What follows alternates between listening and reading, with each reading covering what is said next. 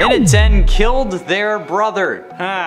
Joy. Right off the bat, or at least they tried to. Since we play as Michael in every game of the original series with the exception of FNAF 4 and 7, Michael is always the one in danger. And since Baby is after us as the player in FNAF 5 and 6, she is legit trying to kill her brother. And she does so in such a menacing way. Being able to absolutely slaughter your brother without a moment's thought is probably one of the most messed up things that Baby could have done. But if we're being honest at this point, she was kinda nuts, so I think that it's better to put her up higher on the list. Like honestly, thinking about this, in the 5th game she wasn't really trying to kill him, just get inside of him, which sounds awful when you say it out loud, but in Pizzeria Simulator she definitely wanted to kill you, okay? And then during her final speech, she even thinks that it's what her father would want. So needless to say, she's pretty out of it at this point, but it makes it slightly more forgiving, but not by much. And at 9, No Choice. While he may have had issues killing Afton for whatever reason, Henry Emily just seems to be fine offing Afton's son when he gets the chance. I mean, in both fires set by Henry that we see, FNAF 3 and 6, Michael was there both times, and he didn't seem to care that Michael was in the building. He didn't even give Michael the opportunity to exit in FNAF 6, despite there having been a way out planned. Quote from Henry's final speech: "And to you, my brave volunteer, who somehow found this job listing not intended for you. Although there was a way out planned for you, I have a feeling that's not what you want. I have a feeling that you are right where you want to be." He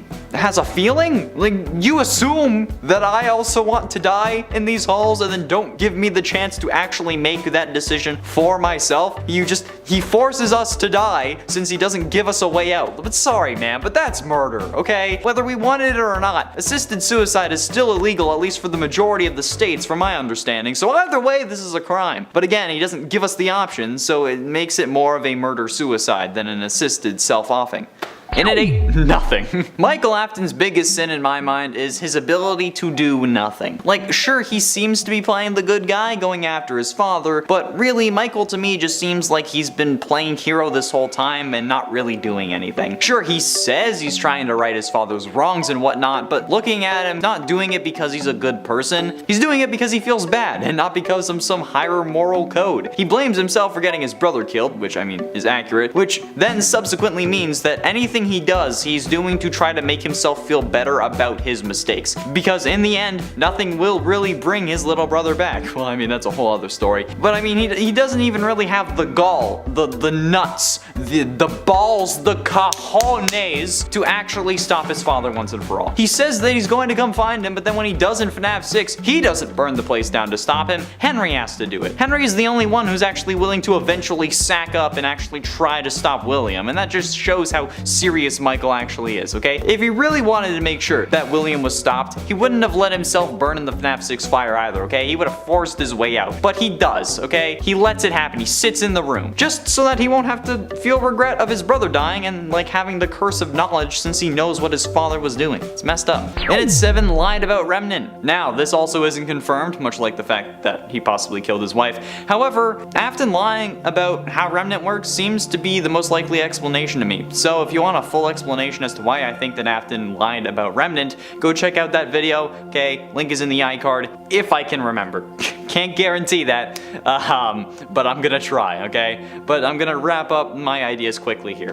Basically, there have been 3 fires so far that were all meant to finish William Afton for good, and none of them worked. The reason Henry tried fire is seemingly because that's supposed to be the thing that can burn off Remnant. However, Remnant can also be found in liquid form, so how can it be molten but also burn off via fire? You use fire to make things molten. It makes more sense to me, at least, that William ended up making up this lie and passing it off as Phineas Taggart or something similar, so that Henry thinks that he can be killed by fire, so if Henry did try to kill him, he would keep trying and failing to do so, since he didn't have to worry about actually dying. Since literally every time Afton has been caught in a fire, he has survived, okay? And you may think that it's the one you should not have killed, but the other animatronics infused with Remnant also survive, like Baby, the puppet, and Ennard in FNAF 6, as we see from the blob. So, yeah. And at 6, betrayal. Top 10 worst anime betrayals, but it's FNAF. In Sister Location, we thought that we finally had the first nice animatronic, like basically a prototype Glamrock Freddy. Baby was giving us tips on how to survive, she helped us through Belora's gallery, she really seemed like she wanted us to live. But then, what do we get for trusting her? Scooped and stuffed just like a Thanksgiving turkey. This was probably one of the most brutal things to happen to a character in the entire series, and it's all because we trusted Baby. It's because we trusted a woman. She made us feel safe, she gave us confidence, prevented us from getting killed only to use our body as a skin suit and then get kicked out of Enter Not Even a Game later, and she also took the goddamn kids. This is why I don't trust Glamrock Freddy. Baby is legit one of the reasons that I have trust issues now, and that's saying something. Like, holy damn, I could have sworn that Glamrock Freddy was going to do the exact same thing, like lead us down to Afton and then pull a psych, I've been working for this bag the whole time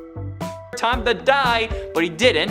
However, thanks to Baby, I still think this man is doing a long con. Source this video, whichever side it pops up on. Halfway through in at number 5, stayed open. Not only did Henry Emily allow for the spring lock suits to be used by staff, even if it was in their contract. It shouldn't have been in their contract, it shouldn't have needed to be in their contract. But this man kept the company going after losing how many kids? His daughter, Afton's 2 kids, 5 more in 1985, and then however many kept getting slaughtered every time they reopened. By reopening over and over, Henry gave Afton a location to kill. Even when he got Afton banned from the location and tried to use facial recognition tech to keep him out, Afton made the robots, so of course he's not gonna add himself to the facial recognition, you if it was even ever actually a thing to begin with. This man reopened how many times before finally biting it in FNAF 6? Seriously, before Springtrap was even a thing, they reopened like 3 times at least. Why did this man think that any of this was a good idea? In FNAF 6, he says he wants everyone to forget about the tragedies that were caused by these restaurants. Just do that by closing the restaurants in the first place,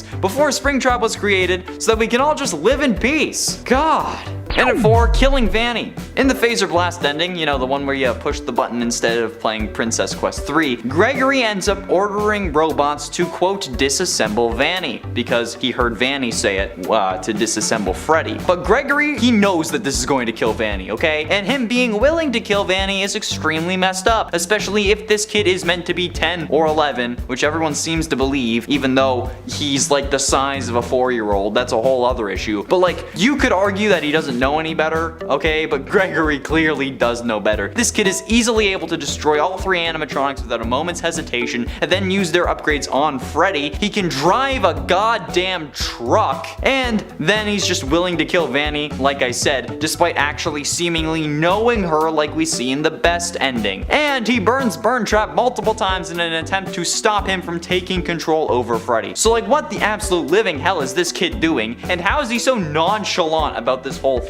This kid kills Vanny and then only gets emotional when he has to go talk to a destroyed Freddy robot. Like, dude, there is a literal human bleeding out right next to you. You can say, like, he was doing it in self-defense, but he's not, okay? Self-defense requires the proper use of force. This kid could have said, stop Vanny, restrain Vanny, I don't know, tackle Freddy, not freaking disassemble. Okay? Like, I get that it's fresh in your mind, but dude, they literally were tearing the limbs off of Freddy in that scene. We see what happened to Freddy with his whole chest and stuff just being open. Like, imagine that, but soft, fleshy, easily broken, because, you know, it's not metal, human. Yeah, you're not panicking about literally anything else. Just say something that doesn't involve a human dying, okay? Especially if you know her. Gregory commits murder in one of the endings to this game. Does nobody find that a cause for concern? And at 3 stopped.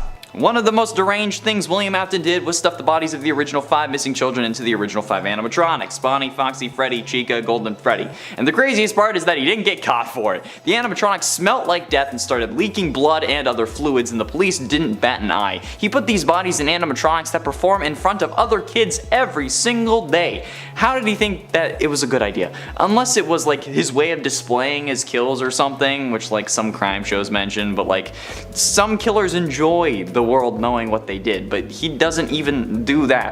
He just hides them. Like, maybe if he didn't, like, they didn't know the bodies were in there, he could have been using it as an ego boost, which is still messed up, and it opens so many other doors. Okay, how did the police not confiscate the animatronics when they were literally soaked in blood? But ultimately, in number 2, neglect. I find it kind of funny how the worst things that characters have done in this series come from actual humans. And you know what? This might make a few Henry stans mad, but it has to be said. If you're suspicious of your business partner and concerned for your daughter's well-being, you don't just give her a special bracelet that makes her a priority to the one security robot that you have, especially when that bot can be easily disabled by just putting a couple of boxes on top of it. No, you keep her at home. You keep an eye on her as much as you can. You know, in this scenario, being a helicopter parent is okay because her life is actually in danger. And you should be doing that anyways because, you know, she's like 3 years old. You don't give her a bracelet then let her run amongst the big kids at the pizza place where she then gets locked outside of and killed. Dude. No. How did she even get locked outside? How is this possible? Like, how could that even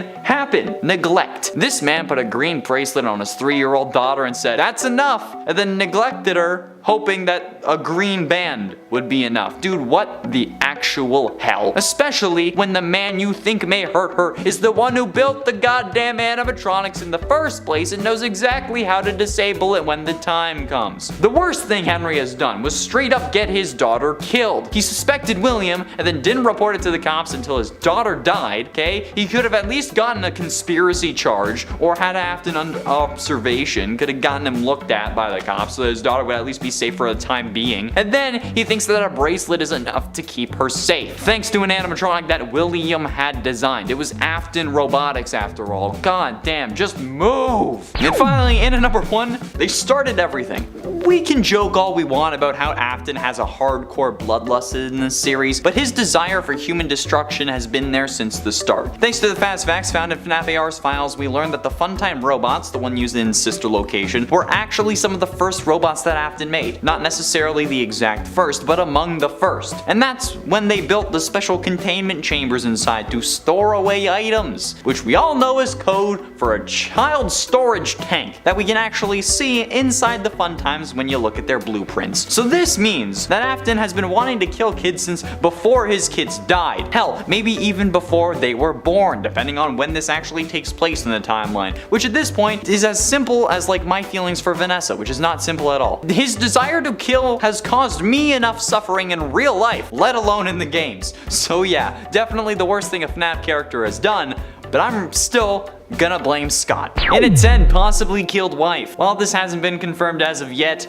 so it currently is non-canon, but many people consider William Afton offing his wife to be the story of her demise, even though technically we know nothing about her and she could still be alive. Many people consider her to have died either in a car crash or because William killed her. Those are the most common thoughts on the matter, although her dying in a car accident came from a FNAF music video that was made by the Living Tombstones, and I don't even think there's actually a car accident in the video. I looked at it and I don't think there was a car accident, but I've had many people yell at me in my DMs and in the comments telling me that it's canon that she dies in a car accident, but it's not. It's not even canon that she died, really, okay? I mean, it's FNAF, so the potential is there that William was the reason she kicked the animatronic part-filled bucket, but it's only a possibility. That's why it's at the top, okay? I get, if it ends up getting confirmed, I am more than willing to bump it up more on this list, but I mean, like, statistically speaking, your spouse is the person most likely to kill you, especially if they're a serial killer bent on bringing their son back from death, but I mean, hey. In at 9, arson. Alright, don't get me wrong, I love fire, and I've made jokes about arson multiple times on this channel, but because I love a little anarchy. But this man has some serious pyromaniac tendencies from the looks of things, alright? Henry Emily. He sets one place on fire in 2023 and then proceeds to light another building on fire not long after that. Bro, what's your deal? Like, why are you all so fire happy all of a sudden, okay? It doesn't even work. Literally every time we see a fire, it doesn't do one thing. It doesn't do the one thing we wanted it to do, which is kill Afton for good. He survived in FNAF 3, he survived in FNAF 6, he survived in the security breach fire only to get grabbed by the blob, so clearly fire isn't working. But Henry doesn't stop, even though it failed when Afton was literally locked in a room for 30 years. And yes, the FNAF security breach fires were thanks to Henry, since it was almost certainly the same system that he used to set the original FNAF 6 building on fire, because it's the same building. So yeah, since this is the Freddy's simulated pizzeria from that game, those fires are the same fires, but also not. This man keeps setting fire after fire with no actual accomplishments because of it. Like, goddamn, take a hint, dude, it's not working. And it ain't sealed Afton. Speaking of putting William out of commission for 30 years, why did he do that? It seems like a dumb idea compared to some alternatives, okay? Maybe he tried other avenues before he actually ended up hiding those rooms away and sealing them. Maybe that was his last resort. But in reality, we can't be sure.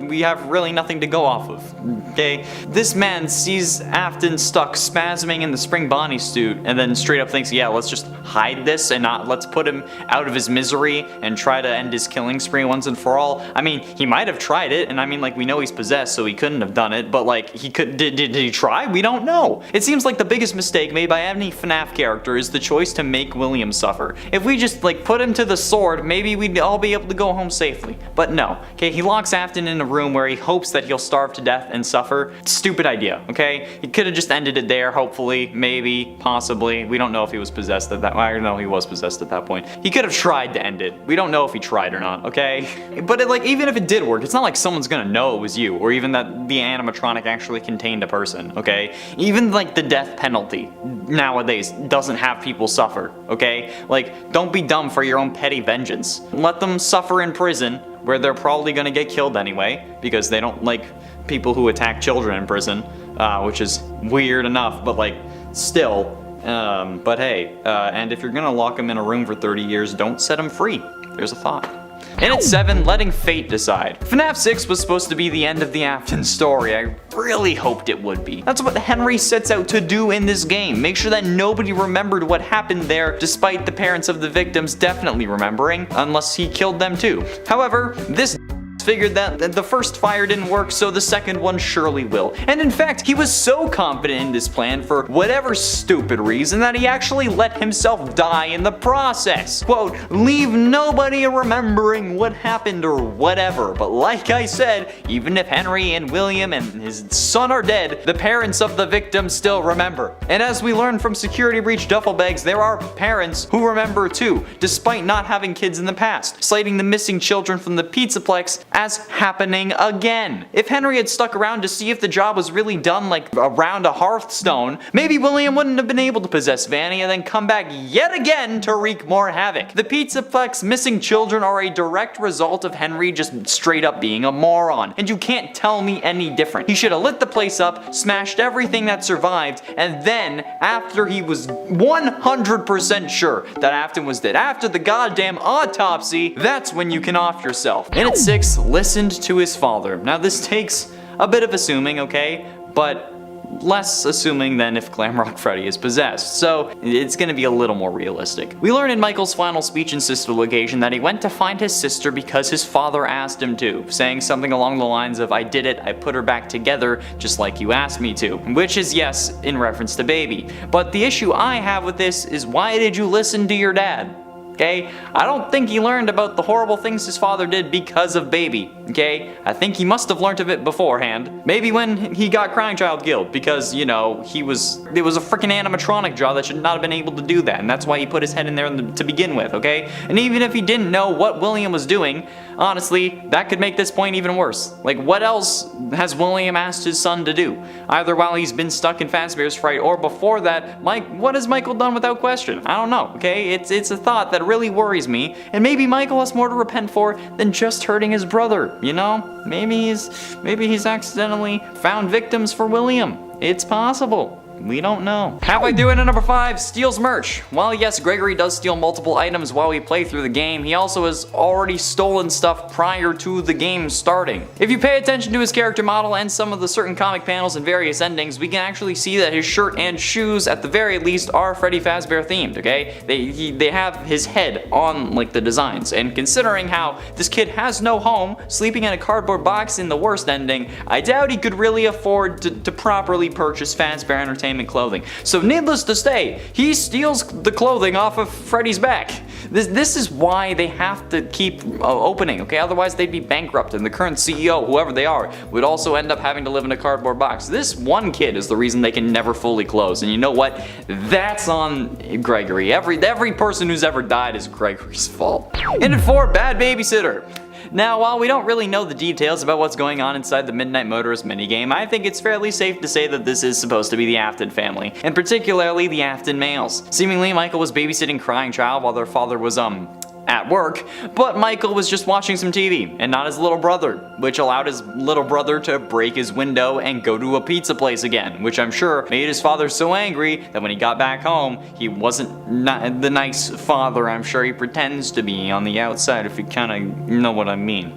So, Michael's neglect ended up getting his little brother in trouble, and then God knows what else, all because he wanted to watch his show, which is possibly Immortal and the Restless, which, you know what, makes it even worse because it's a freaking soap opera. Okay, and before any of you get mad at me and tell me that, like, the one who tells William to go easy on crying child is someone else, okay? It's Michael. It's most definitely Michael. It's not a wife, okay? Since this is after William started killing. Plus, it's the same gray shirt that he wears in FNAF 4 in front of the same TV we sit at in Sister Location. That's about as clear cut as this series gets. So, yeah. Getting close to the end in at number 3, Burning. FNAF 6 is a pretty good game. It was something new and probably the most interactive FNAF game ever since we got to make our own pizzeria and then ended up becoming a part of the story. But the ending, while good and one of the most iconic speeches of all time, Michael letting himself go up in flames as well as the whole pizzeria is seriously dumb on his part too. I mentioned this last time and I blamed Henry for it, but also like, bro, you've seen your father come back how many times? Just as many at least as anyone else. So like, at least keep kicking for a year or two to actually make sure that he's dead instead of just hoping he is. You know this man is as relentless as Taco Bell after a night of binge drinking, so like, why would you just think things are gonna be fine? I wish like one person in this series would actually think something through. And you know what? Henry encouraging him to stay and then also not giving him a way out just seems like a horrible idea to me. Straight up. Like, I get that you want nobody to remember this, but unless you go out and kill the parents of the victims and literally anyone who's ever covered the story or even read about it, people are always going to remember. Okay, so just stay alive, make sure the story is over, and then you can off yourself. Jeez. Both Michael and Henry are honestly at fault for this because Michael didn't even try to get out, but it's mostly Henry in my eyes, okay? Michael just gave up. But ultimately, into number 2, grand larceny.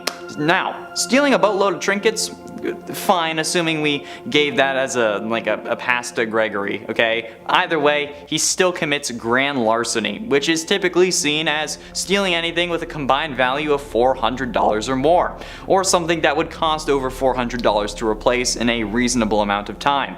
If we ignore the 87 collectible prize boxes found throughout Security Breach, which would easily equal to over $400, he still steals Freddy at the end of the game. In multiple endings, Freddy and Gregory leave the Pizzaplex without a care in the world, including the canon ending. And before you say, Connor, I'm calling BS, Freddy chose to leave with Gregory in those endings. Freddy is an animatronic robot, okay? He has no free will. He is not sentient. He physically, in the eyes of the law, cannot make that choice. He is property of Fazbear Entertainment. He is not a living being, okay? He has no rights. He is a robot. He's an object in the most literal sense of the word, which makes me think that we need to just stop playing these games. I mean, I don't even want to deal with this. So, Gregory, in theory, should be getting charged with a whole lot more than just grand larceny, in my mind, based on multiple other videos. I mean, like, a couple parts ago, I'm pretty sure I explained to you that he just straight up murders Vanny.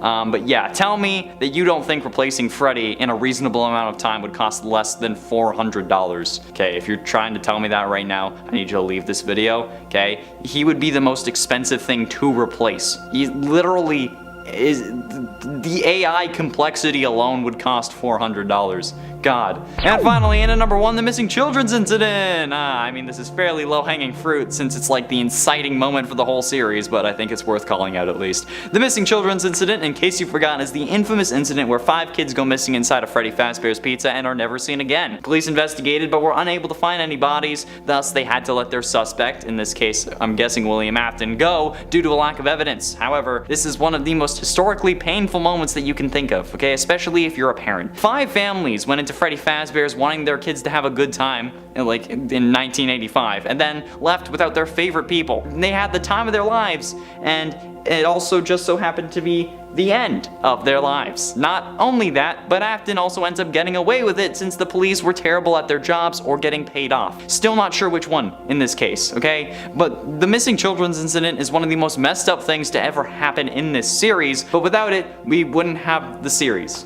So, at least it's all fake on this earth, at least. In at 10, Springlock suits. While Henry may not have designed the Springlock suits, he certainly let Afton create them and then allowed for their use in the restaurants, despite them being incredibly dangerous to employees, only putting them out of commission when someone got hurt, and not being proactive because they were literal death machines. You can make separate animatronics and have separate costumes, okay? That's the right move, that's the smart move, it's the safe move, because this so-called businessman thought, yeah, I'll put the safety of my employees at risk by making them wear a hot as balls suit filled with robotic parts that even with the slightest bit of water or moisture will cause those robotic parts to snap back into place. What can go wrong? We want to talk about Willy Wonka's OSHA violations, imagine FNAF's OSHA violations. Actually, you don't need to because we already made that list, okay? Go check it out. And at 9, Crushed Elizabeth. Okay, I mean, don't get me wrong, some specific kids make me get William's whole MO, but the fact that he made these robots, especially the fun times, specifically to kill, and then the first kid they get is his own daughter, that's some serious karma, man. But considering how horrific Baby becomes after this, thanks to Elizabeth, I feel like she may have had it coming. This girl was a lot more like her father than she should have been, in all honesty, especially when she was like, what, 3? While yes, crushing any kid would have been bad, but like your creator's daughter? Seriously. Like, why was there no blacklist for these kids? Like, hey, don't grab these. Like, you have the animatronics that can walk on their own, you have advanced AI, you have facial recognition technology, but you can't make a goddamn program that says do not kill these kids,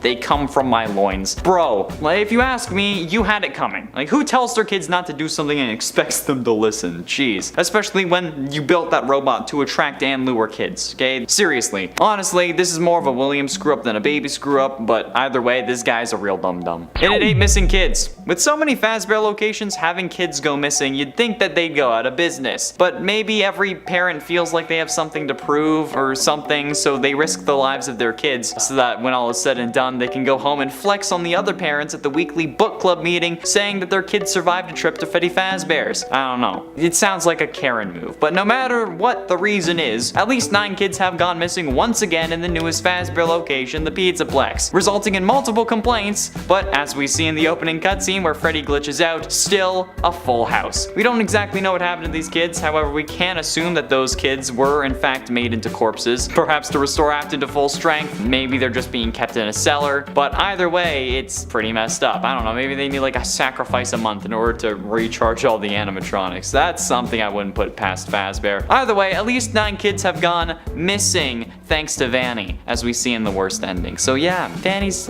pretty messed up. And at 7, left his sister. Now, don't get me wrong, allowing yourself to be a vessel for a group of evil dickbags is one thing, I mean, like, but like, the other ending doesn't really actually get him off the hook either, okay? In the other ending for Sister Location, the other ending, the non-canon one where Ennard attacks you while you watch Immortal and the Restless, you end up actually leaving your sister in the underground storage facility for dead. Well, I mean, like, not for dead since she's already dead and possessing an animatronic, but you don't even try and like help her or set her free. And that's assuming that what we did in the previous games, you already knew how to set them free, so like, why wouldn't you do that for your sister, okay? Exactly. That's what I thought. My sister and I, okay, we don't always see eye to eye. Sometimes she can't take my hilarious jokes and exceptional humor.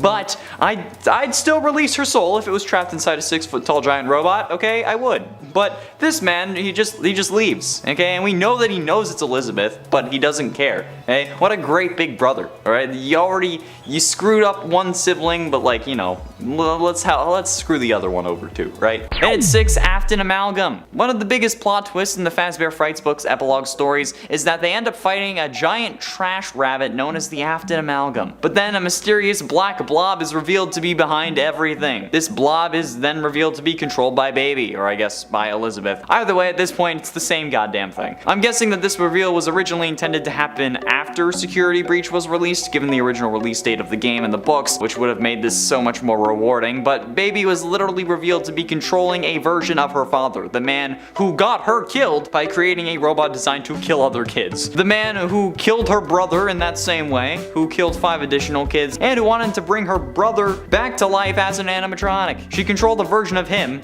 and then still wanted to make him proud. Halfway through into number 5, Resurrected Afton. The scariest thing that Vanny did, from any real standpoint, is resurrecting Afton. From an in-universe perspective, she brought back seemingly the Earth's most prolific killer. From a story perspective, it kinda comes out of nowhere and feels forced, and in a game sense, he just looks terrifying and sends all the broken animatronics after us. And lore-wise, because, well, Afton's back. However, he's also not entirely back, considering how this version is actually finally dead, seemingly, but only functional because the coded part of Afton's brain is in him. I don't know. This is why it's scary. We all figured that Afton was gonna come back this time around, okay, and understandably so, with the first trailer literally featuring an arm that every YouTuber, including us, milked for as long as they could. Whether he's actually alive again or not, this is the scariest thing that Vanny did in multiple ways. And now, it's canon in universe that people can turn into sentient code that can then be uploaded into animatronics and people, which is a whole other can of worms that I don't want to deal with. In a 4, security room. Now, look, okay, locking us in a security room while we're trespassing and then waiting for the cops is one thing. Doing that, saying you're calling the cops and then not calling the cops is something else. And on top of that, changing into your serial killer persona and then coming after me while I try to escape with the very clear present on the ground is another thing. But some say we can't fault Vanessa on this because she ended up losing control to Afton and that's not her fault. But you know what, actually it is. I've talked about this before. Vanessa knows that Afton is controlling her. Well, maybe not exactly, but she knows that someone else is in her head and that they don't really have good intentions. She knows she's blacking out. I mean, how could not know that? We know that she knows all of this thanks to the CDs where she's talking to the therapist about how he could always be listening, and she just doesn't know where he could be. She knows about all of this, yet still locks us in a room where her psychotic double can then find and kill us. Bro, come on. Why would you think that that's a good idea? Just kick us out next time, especially if you're trying to resist William's influence. It's not like he's gonna make you off yourself, okay? He's gotten this far. He isn't gonna restart. Like, if he even has the ability to restart. He might not, okay? You're like his only lifeline. Getting close to the end, and in number 3, human masks. Now, it's unclear what Vanny does with these human masks, but through the FNAF AR emails, we learned that Vanessa, while in her Vanny Persona 5, ended up purchasing 3 realistic human masks. No idea why. It's, like, never brought up again, but honestly, you gotta admit that's pretty terrifying no matter what she ends up doing with them. Maybe they were for realistic humanoid robots, maybe, or maybe she wanted to prank people on Omegle, where she pretends to be a dude or something. I don't know, okay, but the possibilities are fairly finite, but also endless, if you know what I'm saying. Like, there are so many things that she could be doing with those masks that it's impossible to guess. I mean, Educated Guessing and MatPat both lean towards one of the masks being used on Gregory, but this then begs the question, if that is true, where did the other 2 go? Or, like, were they used at all? Or, like, any of them? Vanessa and Gregory are the only 2 human characters in this game, so, like, what's the deal here? Is she using one to, like, put on William again so that he has a normal face? I don't know, just buying them is scary enough, but, like, did she use them? Or did she hang them on her wall or something? I think the fact that we didn't see them in Security Breach makes it worse than actually knowing what she did with them. But ultimately, in at number 2, didn't call the cops. Let's look at this logically, alright? Henry knew what was going on and that Afton was doing some shady shit. Otherwise, he wouldn't have put the green wristband on Charlie. right? Well, if he knew this man was up to something and was fearing for his daughter's safety because of it, why didn't you pick up the phone and call the goddamn cops? Okay, you'd be like, hey man, so you know, William Afton is the one that's killing all the kids you're looking for? Yeah, maybe he didn't have proof, okay? Certainly could have kept an eye on him at least, or gotten the police to actually, you know, check him out sooner rather than later, but he didn't. And instead, he did a whole load of other things that in reality did nothing to really hinder William. I mean, he did some stuff that put him out of commission for like 30 years by, you know, trapping him in a sealed room, but only 30 years. He let him get out. Dude, you go there and you make sure, hey, don't demolish this wall. We kinda need it for a reason. Can't really explain. Don't tear it down. This man could have stopped him, but instead he chose to just keep his mouth shut. And you know what they say? If you see something, say something. I mean, they say that on the Toronto Transit. I don't know if they say it anywhere else, but it's true. And finally, in at number 1, stored your daughter. We all know that Afton isn't the best dad, but it's something else to lock up your robot-possessed daughter into an animatronic testing facility, okay? That seems to be a bit too far, if you ask for my humble opinion. But nevertheless, he still did it. And that's what Sister Location is all about. And even in that game, we are shocking baby. We are shocking his daughter, okay? William was the one who sent us as Michael down there in the first place. And then we get shoved full of Ennard bits so that they can escape after we've shocked literally all the animatronics, including his daughter.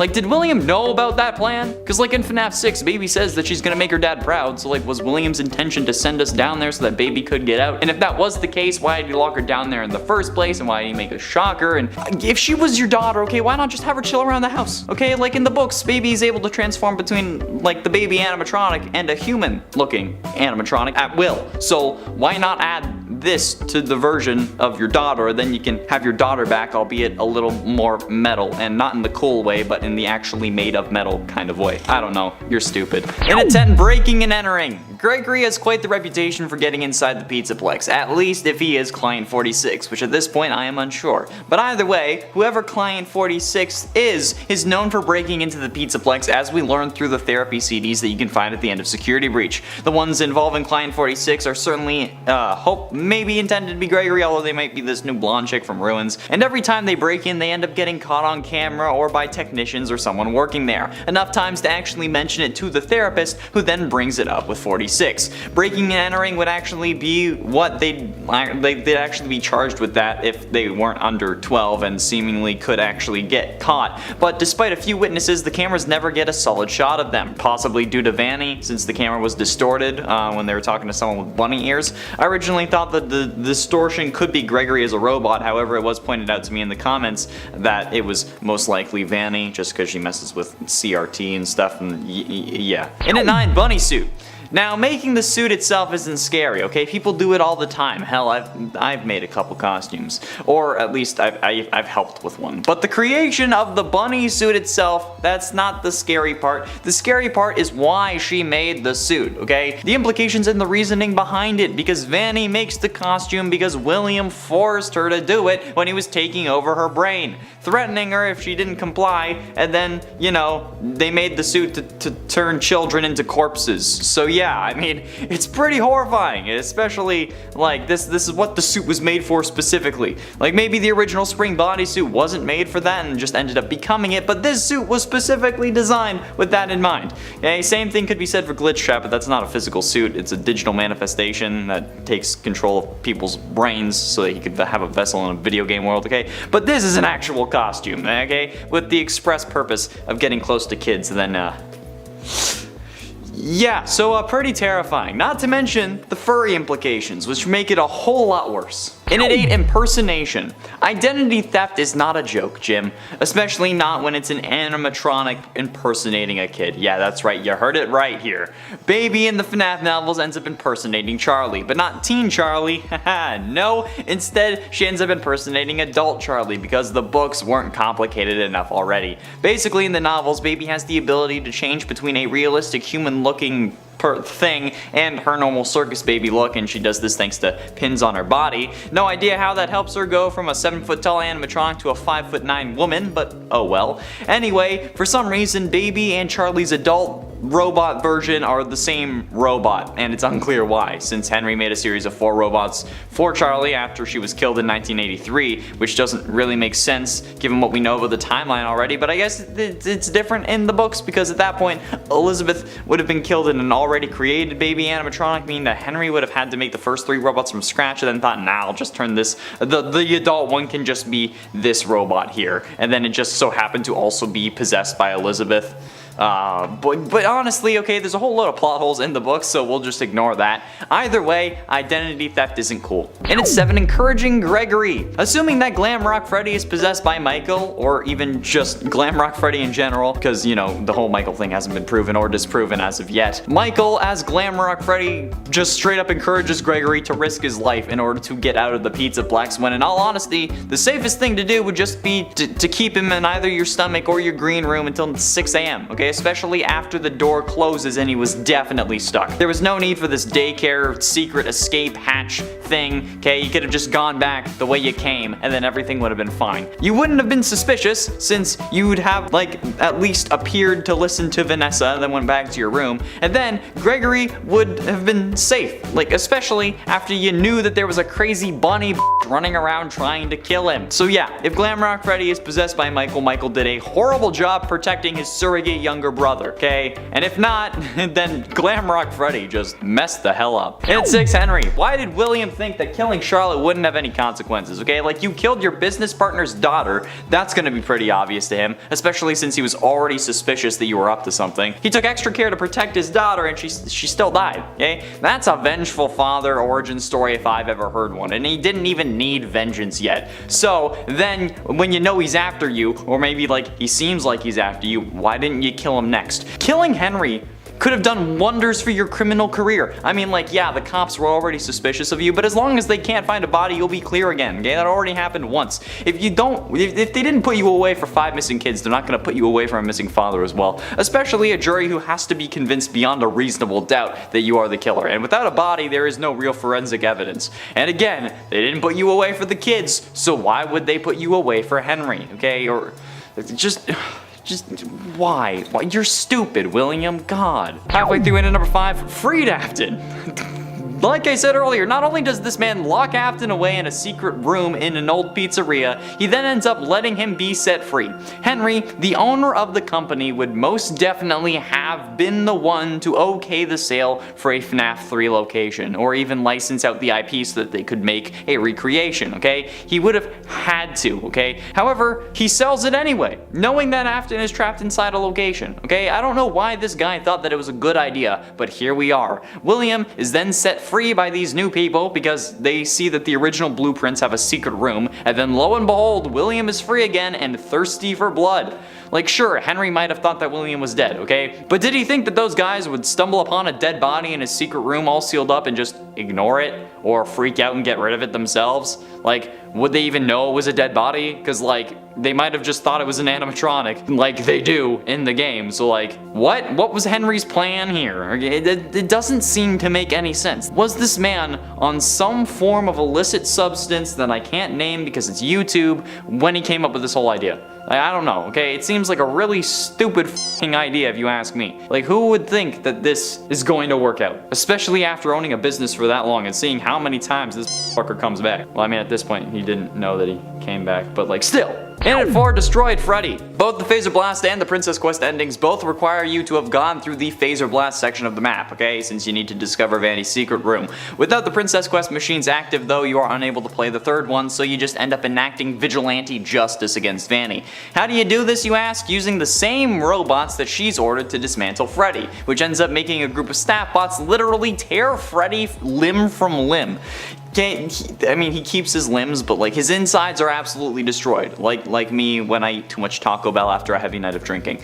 His insides are torn apart, and he can only survive by you removing his head and then bringing it with you, okay? I said it in another video that that's a whole other can of worms, but still, okay? She disassembles Freddy, which apparently to Gregory is enough justification for the robots to just tear this woman to shreds. So there's little left of her. We don't even try to unmask her after that, possibly because that little monster didn't want to see the human face behind the person he just actually killed. But still, that was kind of mean. Getting close to the end, in at number 3, killed his kids. You know what? Sure, he may not have done it directly, but Afton's actions ended up resulting in all 3 of his kids' demises. Him killing Charlotte got Fredbear's clothes, which resulted in him having to open circus babies, which then made him have to dust off the baby animatronic and the other fun times, which were designed to kill in the first place. More on that in a second. Then, Baby ends up grabbing and crushing Elizabeth, resulting in her possessing Baby, even though Afton should have and probably could have easily put a blacklist on these animatronics, like, hey, don't kill these, they come from my loins. He superpowered the jaw of the Fredbear animatronic in case he had to use it as a backup kill suit, and then used it at the new Freddy Fazbear's, which ends up crushing his youngest son's skull, since it was not a spring lock failure, okay? All the spring locks weren't being used. It was in animatronic mode, not suit mode, so there was nothing to fail, meaning that crying child was killed by the power of the jaw. And while you could argue that that was Michael's fault, why would he think that a animatronic mouth would crush a skull? Okay, and as the suit technician, William knew what he was doing. And then he gets Michael killed when he sends him down to find his sister in sister location, which then ends up him realizing all the things that his father is doing, and then he ends up getting stuck into Enter, and then he ends up getting stuck in FNAF 6 because he's trying to right his father's wrongs because he figured out what happened.